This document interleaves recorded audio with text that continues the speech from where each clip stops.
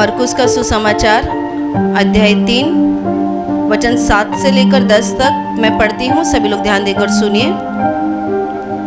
यीशु अपने चेलों के साथ झील की ओर चला गया और गलील से एक बड़ी भीड़ उसके पीछे हो ली, और यहूदिया और यरूशलेम और इदुमिया और यरदन के पार और सूर और सैदा के आसपास से एक बड़ी भीड़ यह सुनकर कि वह कैसे अचंभे के काम करता है, उसके पास आई। उसने अपने चेलों से कहा, भीड़ के कारण एक छोटी नाव मेरे लिए तैयार रहे, ताकि वे मुझे दबा न सके, क्योंकि उसने बहुतों को चंगा किया था।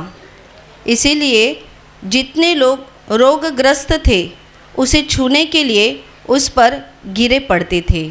Hallelujah, hallelujah, hallelujah, hallelujah.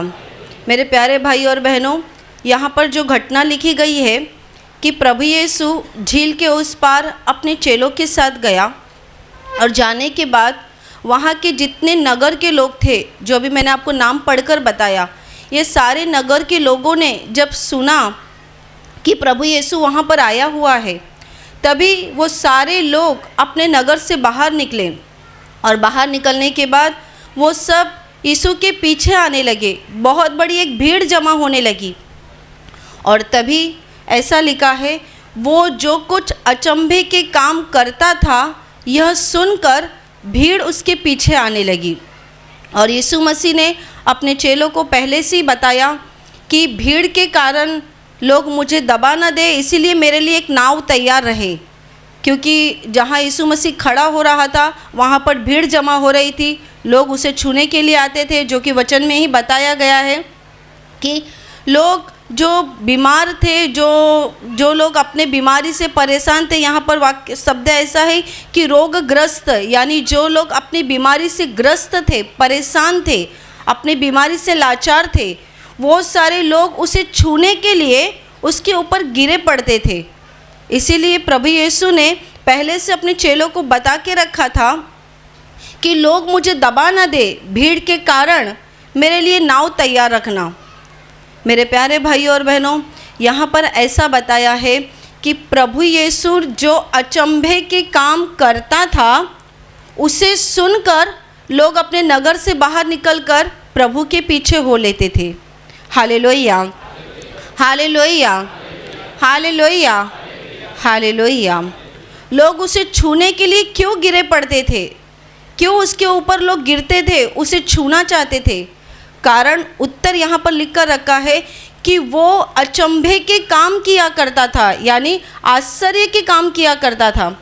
अभी प्रभु यीशु, उसके विषय में ऐसा लिखा है कि उनका पिता, उनके पिता थे, शरीर के रूप में जो उनके पिता थे यूसुफ, वो एक कारपेंटर थे, बड़े ही थे।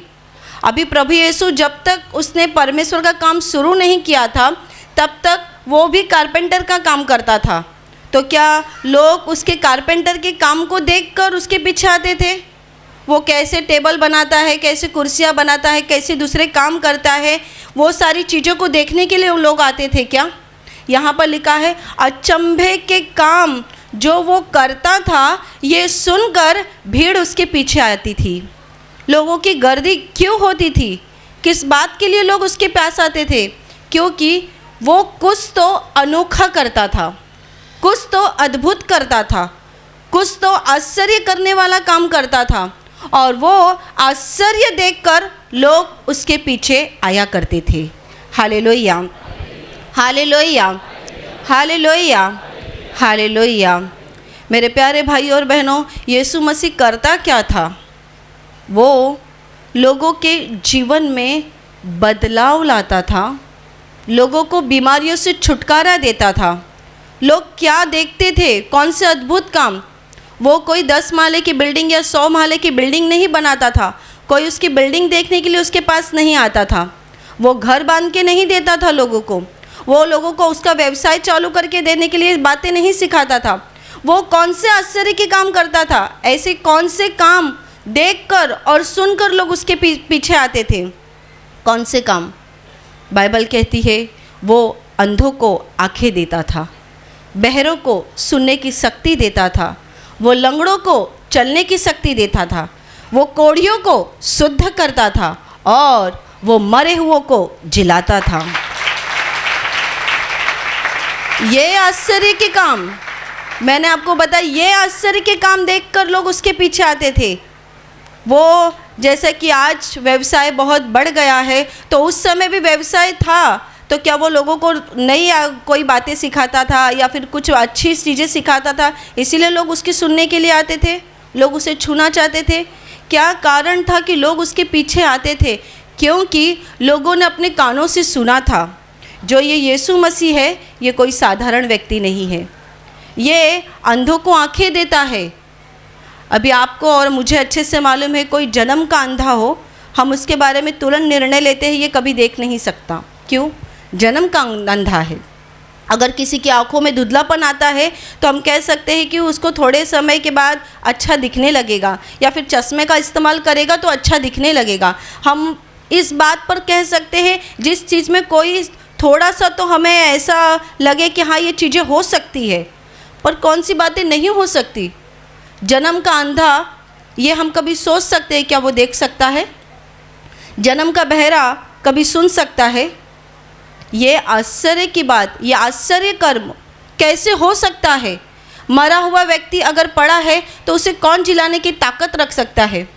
हमारे कोई करीबी या आपके कोई रिश्तेदार, आपके आसपास में किसी की मौत हो जाती है तो हमें मालूम है एक बार वो मर गया तो हम कहते हैं ख़त्म हो गया, अभी उसके जीने की कोई बात नहीं है, अभी वो फिर से ज़िंदा होगा ये तो दूर की बात है। एक बार हमें मालूम पड़ता है कि किसी व्यक्ति की मौत हो गई, मतलब हम कहते हैं अब वो ख़त्म हो गया, अब वो फिर से ज़िंदा होगा, ये बात हमें नहीं मालूम है। पर यीशु कहता है, उसके विषय में बाइबल कहती है, वो अंधों को आंखें देता था, वो बहरों को सुनने की शक्ति देता था, लंगड़ों को वो चलाता था, और कोढ़ी जिसे हम कहते हैं वो तो कभी ठीक नहीं होती। कोढ़ की बीमारी आपको पता होगी, वो फैलती जाती है, कम नहीं होती है। इसलिए जिनको कोढ़ होता है उनको दूर रखा जाता है। वो पहले से प्रथा, पहले से परंपरा थी, बाइबल के समय से, यीशु मसीह के समय से वो परंपरा थी, या हम ऐसा कह सकते हैं यीशु मसीह आने के पहले से परमेश्वर पिता ने वो परंपरा दे के रखी थी, वो नियम दे के रखी थी कि जिनको कोढ़ हो जाता है उनको गांव के बाहर रखना, उनको अलग रखना। और आज भी हम देखते हैं ये सारी परंपरा शुरू है। अगर किसी को ये बीमारी हो गई तो हम उससे खुद को बहुत संभालते हैं। क्यों? ये बीमारी फैलती है, ये ऐसी बीमारी है जो फैलती है। और यहाँ पर ऐसा बताया गया है कि वो कोढ़ियों को शुद्ध करता था, और केवल शुद्ध नहीं करता था तो बल्कि मरे हुओं को भी वो जिलाता था। Hallelujah, hallelujah, hallelujah, hallelujah. इसीलिए तो लोग उसके पीछे आते थे। बड़ी गर्दी, हम बाइबल में पढ़ते, बहुत बड़ी भीड़ उसके पीछे आती थी। क्या उस समय उनको कुछ काम धंधा नहीं था?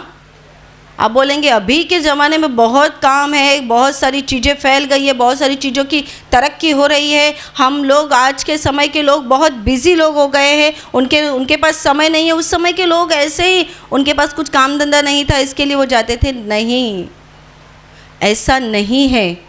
जो गर्दी उनके बीच प्रभु यीशु के पीछे होती थी, वो ऐसे ही अपना काम धंधा छोड़कर नहीं हो लेती थी। उन्होंने आश्चर्य कर्म देखे थे, अद्भुत काम देखे थे, उन्होंने अद्भुत बातें सुनी थी, इसीलिए बहुत बड़ी गर्दी प्रभु के पीछे हो लेती थी। और वही सिलसिला आज के दिन तक हम देख रहे हैं। आप लोग इतने बड़े पैमाने में यहाँ पर आए हैं, आप अपना काम धंधा बंद करके आए हैं, अपने चीज़ों को, सारी बातों को रुका कर आज यहाँ पर बैठे हैं, तो किस लिए बैठे हैं? आप में से जो लोग नए हैं, जो आज पहली बार आए हैं, आपको किसी पड़ोसन ने बता दिया होगा, आपको किसी ने बता दिया होगा, वहाँ पे प्रार्थना में चलो, तुम्हें ऐसी ऐसी समस्या है ना, वहाँ पर ठीक हो जाती है, तुम्हें ऐसी ऐसी तकलीफ़ें हैं ना, वहाँ पर ठीक हो जाती है। मतलब क्या? आपने आश्चर्य कर्म के बारे में सुना, सुनने के बाद आपके दिल में विश्वास तैयार हुआ कि मैं भी वहाँ पे जाऊँगा तो ठीक हो जाऊँगा, मैं भी वहाँ पे जाऊँगी तो ठीक हो जाऊँगी। कैसे आपको ये मालूम पड़ा? आपने वो बातें सुनी, वैसे ही प्रभु के पीछे जो बहुत बड़ी गर्दी जमा होती थी, वो क्या तुरंत एक दिन में नहीं जमा होती थी। प्रभु यीशु जहाँ जाता था, पहली बात वो ज़्यादा देर ज़्यादा समय किसी भी नगर में रुकता नहीं था। एक दिन 2 दिन एक नगर में रुका, तुरंत वो दूसरे नगर में जाता था और वो जाकर क्या वहाँ पे आराम नहीं करता था। वहाँ पर जाने के बाद जितने बीमार लोग रहते थे उन सब को वो चंगा करता था, उन सब को वो बीमारियों से मुक्त करता था। जो दुष्ट आत्मा से पीड़ित थे उनको दुष्ट आत्मा से वो छुटकारा देता था। और यही बातें एक नगर से दूसरे नगर में, दूसरे नगर से तीसरे नगर में फैलती जाती थी। यही बातें उसकी फैलती जाती थी और फिर उनके कानों में ये बात पड़ती थी, यीशु नासरी जा रहा है, यीशु मसीह यहाँ से जा रहा है। और ये कौन है यीशु मसीह? उसकी पहचान क्या थी? वो लोगों को चंगा करता था, वो लोगों को ठीक करता था, वो लोगों की बीमारियों से मुक्त करता था, दुष्ट आत्माओं से वो लोगों को छुटकारा देता था। ये उसकी पहचान थी। इसीलिए तो जब भी लोग सुनते थे यीशु मसीह उस नगर में है या उस गांव में है, लोग अपना सब कुछ छोड़कर उसके पीछे जाते थे। कारण ऐसा था, वो जो कुछ अद्भुत काम करता था वो उनके कान में पड़ चुका था, वो उनके कान में पड़ चुका था। ये सुनकर वो लोग उसके पीछे जाते थे। और गर्दी होने के बाद यीशु मसीह ने यहाँ पर जो बताया है कि मेरे लिए नाव तैयार रखना। क्यों? यीशु मसीह ने क्यों कहा? उसे मालूम था कि अगर वो लोगों के बीच में जाएगा तो लोग उसके ऊपर गिरना शुरू हो जाएगा। लोग देखेंगे क्या, यीशु मसीह को लगेगा या उसे धक्का हो जाएगा या कुछ हो जाएगा? नहीं। आज भी वो प्रथा, आज भी वो बातें शुरू है। जहाँ भी प्रभु यीशु के चेला खड़ा रहता है, लोग उसके ऊपर गिरते हैं। मैंने आपको एक बहुत बार ये गवाही बताई है और ये गवाही कभी भूलने जैसी नहीं है कि जब ब्रदर आते थे उस समय का एक अद्भुत बात जो हमने अपनी आँखों से देखा था। जब ब्रदर ने लोगों को बता दिया, उस समय तो पूरा हॉल इतना बड़ा था, वो पूरा पैक हो गया था। उस समय ब्रदर ने बताया कि जो मुझे छूना चाहते हैं वो आए और मुझे छूकर जाए। उस समय हमने अपनी आँखों से देखा था, एक बहुत बड़ा जमाव, एक बहुत बड़ी भीड़ जब उठी तभी हम सबको भी लगा ये क्या हो जाएगा, लोग ब्रदर को दबा डालेंगे। पर ब्रदर ने भी वही किया, पहले से ही वॉलंटियर को बता के रखा, लोग आएंगे तो उनको कंट्रोल करना तुम्हारा काम है। जैसे कि यीशु मसीह ने यहाँ पर बताया कि लोग मुझे दबा ना दे, इसीलिए मेरे लिए नाव तैयार रखना। वैसे ही ब्रदर ने भी उस समय बताया, लोग मुझे छूने के लिए आएंगे लेकिन कंट्रोल करने का काम तुम्हारा है। और हमने अपनी आँखों से देखा, एक बहुत बड़ी गर्दी, लोग उनके बदन पे गिर रहे थे, कोई उनके पैर को पकड़ रहा था, कोई उनके कपड़े को खींच रहा था और हम चारों बाजू में उनको खींच रहे थे, साइड में कर रहे थे। क्यों? लोग क्यों उनको छूना चाहते थे? उत्तर यहाँ पर है, अद्भुत काम उन्होंने सुना था कि ये लोगों को चंगा करता है। Hallelujah, hallelujah, hallelujah, hallelujah. आपके जीवन में भी अद्भुत काम हुआ है, इसीलिए तो आप शांति से यहाँ बैठकर सुन रहे हैं। हर एक व्यक्ति के जीवन में परमेश्वर ने अद्भुत रीति से काम किया है। और किसी के जीवन में शारीरिक रूप से काम किया है तो किसी के जीवन में आत्मिक रूप से काम किया है। आप में से सब लोग बीमार थे और सबको चंगाई मिली इसीलिए आप बैठे हैं, ऐसा नहीं है। किसी को बीमारी से छुटकारा मिला इसीलिए बैठा है, तो किसी ने अपने जीवन में उसे महसूस किया है, उसके काम को महसूस किया है, उसके सामर्थ्य को महसूस किया है, उसकी बातों को महसूस किया है। और उससे महसूस करने के बाद आपको मालूम पड़ गया है कि ये परमेश्वर है और कोई नहीं है। हम सब के विषय में ये बातें हैं, केवल आपके विषय में नहीं, हम सब के विषय में यही बात है। हम सब के जीवन में उसने अद्भुत काम किया है, अचंभे करने वाले काम उसने हमारे जीवन में किया है। इसीलिए तो मेरे प्यारे भाई और बहनों, आप यहाँ पर शांति से बैठ के सुन रहे हैं। क्यों सुन रहे हैं? सुनना क्यों होता है? सुनने से हमारा विश्वास बढ़ जाता है, सुनने से हमारा विश्वास बढ़ जाता है। इसीलिए तो यहाँ पर लिखा है, लोगों ने उसके अचंभे काम सुनकर उसके पीछे हो लिए। लोगों ने सुना ये ऐसे ऐसे काम करता है, ये ऐसी ऐसी बीमारियों से छुटकारा देता है, तो अगर उसने उसे ठीक किया तो मुझे भी करेगा, उसने उसके जीवन में ये काम किया तो मेरे जीवन में भी करेगा। यही बात तो आज के दिन तक शुरू है। आप यहाँ पर आए हैं तो कुछ तो उम्मीद लगा कर बैठे हैं, कोई तो आशा है आपके मन में, कोई तो इच्छा है आपके मन में कि मेरी पड़ोसन ने मुझे बताया था उसके पति बहुत शराब पीते थे, बहुत मारते थे और बहुत उनका जीवन बर्बाद हो गया था, लेकिन जब से वो प्रार्थना में आने लगे उनका जीवन बदल गया। अभी उनके पति शराब नहीं पीते, अभी उनके पति प्रार्थना करते हैं, अभी उनके पति घर को संभालते हैं। अगर मेरे पड़ोसन के पति के जीवन में प्रभु काम कर सकता है तो मेरे पति के जीवन में भी प्रभु काम कर सकता है। आपके मन में भी ये इच्छा निर्माण हुई ना, आपके मन में भी ये भावना निर्माण हो गई ना, आपके दिल में भी ये विश्वास निर्माण हो गया ना।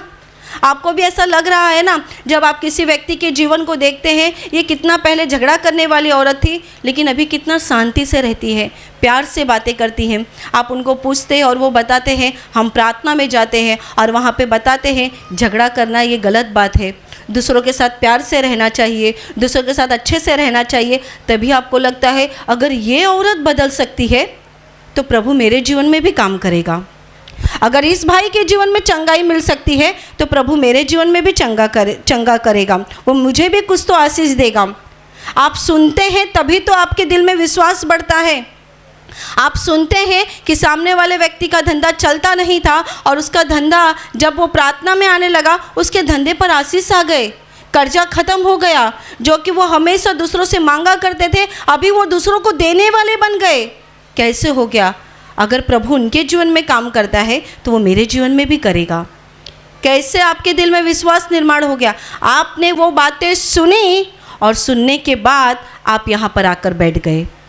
और मैं आपको बताती हूँ, यहाँ पर आगे का वचन लिखा है, गर्द बहुत बड़ी भीड़ जमा होने के बाद उसमें से जितने लोग अपनी बीमारी से पीड़ित थे वो सब यीशु को छूने के लिए उसके ऊपर गिरे पड़ते थे। और वचन ऐसा भी कहता है जितने उसे छूते थे वो सब चंगे हो जाते थे। Hallelujah, hallelujah, hallelujah, hallelujah. और अभी आप बोलेंगे फिर प्रभु यीशु कहाँ है, हमें भी छूना है, हमें भी चंगा होना है। प्रभु यीशु आज भी यहाँ पर है, बस इतना ही है आज हमें वो इन आँखों से नहीं दिखाई दे रहा है। प्रभु यीशु आज भी है, आप इस बात को माने या ना माने, पर वो आज भी इस धरती पे काम कर रहा है और उसके काम करने का तरीका नहीं बदला है। अच्छे से सुन लीजिए, उसके काम करने का तरीका नहीं बदला है। जो लोग उसे विश्वास से छूते हैं वो उनके जीवन में काम करता है, उन्हें चंगा करता है और उनके जीवन में वो आशीष को भेजता है। तो आप बताएंगे, बताइए यीशु मसीह कहाँ है? हम भी जाकर छूते हैं। वो है, आपको केवल इतना ही करना है। उस समय वो शरीर रूप से था, वो शरीर रूप से था और लोग उसके शरीर को छूना चाहते थे, पर अभी वो आत्मा के रूप में है, वो आत्मा के रूप में है। बस आपको आत्मा के रूप से उसे छूना है। मतलब कैसे? आत्मिक तरीके से उसके नज़दीक जाना है, उसके करीब जाना है, उसे छूना है। फिर देखना, जो यीशु मसीह के विषय में बाइबल कहती है कि वो उस समय लोगों को चंगा करता है, वो आज भी आपको चंगा करेगा। वो आज भी आपके जीवन के दुख को निकालेगा, वो आज भी आपकी बीमारियों को निकालेगा, वो आज भी आपके मन की इच्छाओं को पूरा करेगा, आज भी वो करेगा। Hallelujah, hallelujah, hallelujah, hallelujah. मेरे प्यारे भाइयों और बहनों, उस यीशु मसीह को छूने के लिए अपने दिल में एक तड़प को तैयार करो, एक तड़प को। ठंडे मत बन जाओ, उसके लिए एक तड़प तैयार करो। लोग नगर छोड़कर, अपना काम धंधा छोड़कर, अपनी बातें छोड़कर उसके पीछे हो लेते थे, इसीलिए उनके जीवन में काम होता था। आप कहेंगे प्रार्थना में जाना है, पर इस सप्ताह नहीं, इस सप्ताह कुछ काम आ गया है। उसके लिए जो जितना ज़्यादा व्याकुल होता है उतना जल्दी वो उनको मिल जाता है। बाइबल कहती है जो लोग उसे ढूंढते हैं वो लोग उसे पा जाते हैं। Hallelujah, hallelujah, hallelujah, hallelujah. गए सप्ताह में ही कर्नाटक से एक पति पत्नी जो यहाँ प्रार्थना के लिए आए थे, उन्होंने यहाँ पर तो गवाही दी, पर उन्होंने शिविर में ऐसा बता दिया, शिविर में उन्होंने ऐसा बताया कि बहुत समय से उन्होंने जब व्यक्तिगत रीति से हमसे मिले तभी उन्होंने बता दिया कि हम बहुत समय से यूट्यूब पे कार्यक्रम देख रहे थे, पर वहाँ पे पहुँचने का कैसे वो हमको नहीं समझ में आ रहा था। और मेरी पत्नी पहले से डर रही थी कि कर्नाटक से मुंबई जाना, वो भी नायगांव में जाना, कौन सी जगह पे है पता नहीं, इतने दूर का सफ़र हम कैसे करेंगे।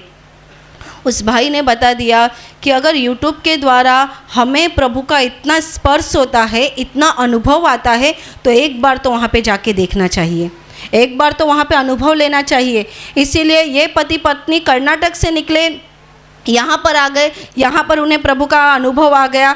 और इसके बाद उन्होंने शिविर में बता दिया हमें कि सिस्टर, यहाँ पे सचमुच प्रभु यीशु काम कर रहा है। हमने उसका अनुभव लिया। और उन्होंने गवाही में ऐसा बता दिया, उनकी एक बहुत सुंदर गवाही उन्होंने बता दी। इस भाई को एक ऐसी समस्या थी, आपको पोहा मालूम है ना, जो हम नाश्ते में खाते हैं। इस भाई को बहुत सालों से पोहा वो कभी खाते नहीं थे। बोलते हैं इतनी मजबूरी अगर कभी कुछ आ गई तो ही मैं पोहा खाता था, नहीं तो मैं पोहा देखता भी नहीं था, मुझे वो बिल्कुल पसंद नहीं था। कारण ऐसा था, पोहा खाने के बाद उनका पेट फूल जाता था, पेट कड़क हो जाता था। अगर सुबह में उन्होंने नाश्ता कर लिया तो दोपहर में वो कुछ नहीं खा सकते थे, और रात को भी वो कुछ नहीं खा सकते थे, मतलब पूरा दिन वो कुछ नहीं खा सकते थे। और जब वो शिविर में आ गए, शिविर में आने के बाद सोमवार के दिन सुबह में पोहा दिया गया, तभी उनकी पत्नी कहने लगी कैसे खाओगे, कुछ उन्होंने बाहर से लाया भी नहीं था, तो खाओगे कैसे। उन्होंने कहा है हम गवाही सुनते हैं ना, लोग प्रभु का खाना खाते हैं, घर में खाना खाते हैं तो चंगे होते, मैं भी खाता हूँ, देखते हैं क्या होता है। उन्होंने वो खा लिया। खाने के बाद वो बता रहे हैं, खाने के बाद उनको कुछ ऐसा लगा नहीं कि पेट कड़क हुआ है। वो जाकर बैठ गए, प्रवचन शुरू हो गया, और वो बताते हैं पोहा खाने के बाद जो मुझे दिन भर कभी भूख नहीं लगती थी, पेट कड़क रहता था, उस दिन ऐसा हो गया, प्रवचन चालू था और प्रवचन ख़त्म होने से पहले ही मेरे पेट में इतना मुझे दर्द होने लगा। कौन सा दर्द? भूख की दर्द। इतना उनको भूख लग गया कि वो कहते हैं प्रवचन चालू था सिस्टर, लेकिन मेरा ध्यान वहाँ नहीं था, मुझे ऐसा लग रहा था कि खाना कब देंगे और मैं खाना कब खा लूँगा। और बाद में खाना दिया गया। उन्होंने कहा कि जो मैं दिन भर नहीं खाता था, उस दिन मैंने खाना खा लिया। शाम तक उनको बहुत अच्छा लग रहा था, मतलब जो पोहे की वजह से तकलीफ़ होती थी वो उनको उस दिन नहीं हुई। तो उन्होंने सोचा गवाही दूँ कि नहीं दूँ, क्योंकि उनको लगा ये एक दिन की बात है, बाद में फिर से हो जाएगा। फिर मन में सोचा अगर वापस से हुआ तो फिर मैं कैसे समझूंगा कि प्रभु ने मुझे चंगा किया है। और फिर ऐसा हो गया, मंगलवार का दिन गया और बुधवार के दिन फिर से सुबह में पोहे का नाश्ता था। और ये सोचे अब इस बार तकलीफ़ हो जाएगी, उस बार ऐसा कुछ हुआ रहेगा लेकिन इस बार मुझे तकलीफ़ हो जाएगी। बोलते हैं जब मैंने पोहा खाया मुझे इतना अच्छा लगा कि मैंने 3 बार लेके पोहा खाया और मुझे कोई तकलीफ़ नहीं हुई। Hallelujah, hallelujah, hallelujah, hallelujah. Karnataka से मुंबई में इस नायगांव के ठिकान पे जगह पे आ गए और प्रभु ने अद्भुत तरीके से उनके जीवन में काम किया और उनको आशीषित किया। Hallelujah, hallelujah, hallelujah. मेरे प्यारे भाई और बहनों, यहाँ पर जो गवाहियाँ आती है वो भी तो प्रभु के अद्भुत काम है, वो भी तो प्रभु के अद्भुत काम है। जैसे कि ब्रदर बताया करते थे कि यहाँ की सारी व्यवस्था हम करते हैं। आपको बिठाने का काम, जो कि सिस्टर भी बताती है, यहाँ आपको बिठाने का काम, आपको चाय देने का काम, आपको नाश्ता देने का काम, आपको पानी देने का काम, आपके लिए टॉयलेट की व्यवस्था करना, ये सारी बातें हम करते हैं, पर गवाही लाने का काम प्रभु करता है। लोगों को चंगा करने का काम वो करता है, वो काम हम नहीं करते और वो हमको कभी जमेगा भी नहीं। आपको सादा सर दर्द हो गया ना तो भी हम ठीक नहीं कर सकते, क्योंकि करने का, चंगा करने का काम, अद्भुत करने का काम केवल प्रभु यीशु मसीह करता है। Hallelujah, hallelujah, hallelujah. इसीलिए तो सिस्टर बार बार आपको बताती है, गवाही शुरू रहती है तभी गवाहियों को सुनो। क्या हो जाएगा? सुनने से आपका विश्वास बढ़ जाएगा। और जब आपका विश्वास बढ़ेगा, आपके जीवन में कितनी भी बड़ी संकट आने दो, कितनी भी बड़ी बीमारी आने दो, आपको तुरंत पवित्र आत्मा याद दिलाएगा, तुझे ये बीमारी हुई है, डर मत, याद कर मंच के ऊपर ये गवाही आई थी, याद कर ऐसी गवाही मंच के ऊपर आई थी। और क्या अगर उसको प्रभु चंगा कर सकता है, क्या तुझे चंगा नहीं कर सकता? क्या तेरे जीवन से ये समस्या नहीं निकाल सकता? क्या होता है जब हम उस बात को सुनते हैं, उस बात को अपने दिल में रखते हैं और बाद में हम भूल भी जाते हैं, पर पवित्र आत्मा नहीं भूलता है। ठीक समय पर जब हमें संकट आता है, जब हमारे जीवन में कुछ अड़चन आती है, कुछ तकलीफ़ें आती है, तभी पवित्र आत्मा याद दिलाता है, याद कर ऐसी गवाही आई थी, याद कर ऐसा उस बहन के जीवन में हुआ था। और फिर वैसा हमारे जीवन में हो जाता है। कब होता है? सुनने के द्वारा विश्वास निर्माण होता है और वो विश्वास के द्वारा हमारे जीवन में प्रभु यीशु काम करता है। Hallelujah, hallelujah, hallelujah, hallelujah. मेरे प्यारे भाई और बहनों, प्रभु यीशु जो अद्भुत काम करता था, अच्छे से सुनिए, प्रभु यीशु जो अद्भुत काम करता था, वो काम आपको दुनिया में नहीं दिखाई देगा। आपको कुछ तकलीफ़ हो गई, लोग आपको रास्ता बताएंगे, ऐसा करके देखो, वैसा करके देखो, ये करके देखो, वो करके देखो। आपको समझ लीजिए पेट में दर्द हो गया, आप किसी को सलाह लेंगे तो वो क्या सलाह देगा? कुछ खाया रहेगा, उसकी वजह से पेट में दर्द हो रहा है। एक काम करो, ये कुछ आयुर्वेदिक खा के देखो, ये घरगुती कुछ उपाय करके देखो। आपको लोग सलाह क्या देंगे? ये करके देखो, वो करके देखो। पर अगर आपके दिल में विश्वास है, आप पेट पे हाथ रखेंगे, वचन बोलना शुरू करेंगे, क्या होगा? वचन के द्वारा प्रभु आपको छुएगा और आपको चंगा कर देगा। पर वचन बोलना ये आपको कैसे समझेगा? आप यहाँ बैठकर सुनते हैं ना कि वचन बोलना चाहिए। तकलीफ़ हो गई तो वचन बोलिए, कुछ समस्या आ गई वचन बोलिए, शैतान आपको सता रहा है, उसे प्रभु यीशु के नाम से आज्ञा दीजिए। कब हो जाएगा? जब आप यहाँ पर बैठकर उसकी बातों को सुनेंगे, तब हो जाएगा। इसीलिए तो वचन कहता है कि उसके अद्भुत काम सुनकर लोग उसके पीछे आते थे, और जितने लोग उसके पीछे आते थे वो सबको प्रभु यीशु चंगा करता था। मेरे प्यारे भाई और बहनों, अगर आप उसके पीछे आए हैं और उसके सामने बैठे हैं, तो विश्वास रखिए, आपके जीवन के कामों में, आपके जीवन में जो कुछ समस्या है, बीमारी है, तकलीफ़ है, वो प्रभु यीशु सुन रहा है, देख रहा है। ठीक समय पर वो आपको भी छुएगा, वो आपको भी चंगा करेगा, और केवल चंगा नहीं करेगा, वो आपको चंगा करके आपके विश्वास को बढ़ाएगा, वो आपके विश्वास को बढ़ाएगा। इसीलिए तो वचन कहता है लोग उसके पीछे आया करते थे और एक बहुत बड़ी गर्दी उसके पीछे होती थी।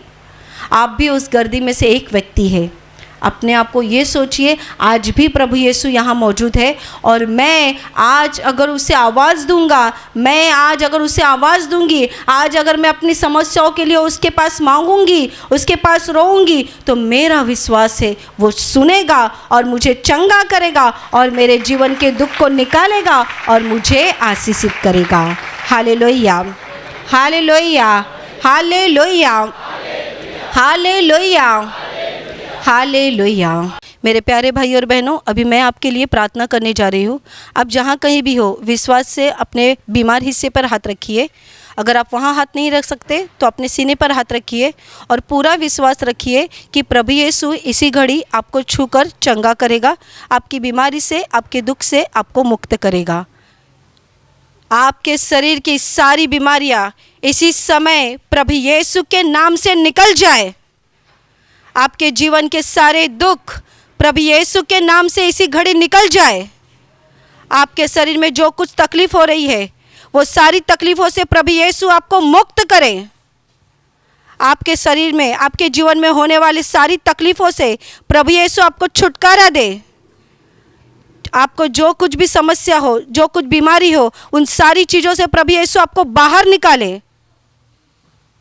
जिनको नौकरी नहीं उनको नौकरी मिले, जिनको घर नहीं उनको घर मिले, जिन्हें बच्चे नहीं उन्हें बच्चे हो जाए। जिनके जीवन में शैतानी शक्ति ने पकड़ के रखा है, उन सारे शैतानी शक्ति से प्रभु यीशु आज आपको मुक्त करे। सारे दुष्ट आत्माओं से प्रभु यीशु आपको छुटकारा दे।